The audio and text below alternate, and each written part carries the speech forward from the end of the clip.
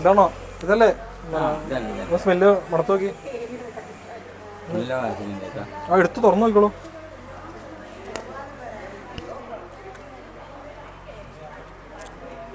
എങ്ങനെയുണ്ട്?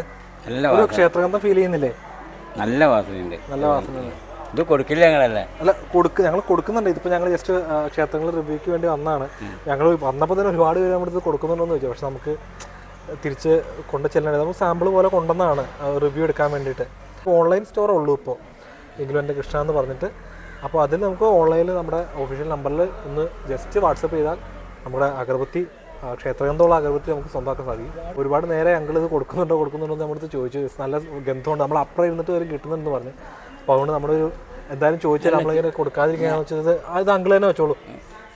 അങ്ങനെ അല്ല അങ്ങനെ പൈസ ഒന്നും വേണ്ട, ഞങ്ങളുടെ സന്തോഷത്തിന് ഇരുന്നോട്ടെ.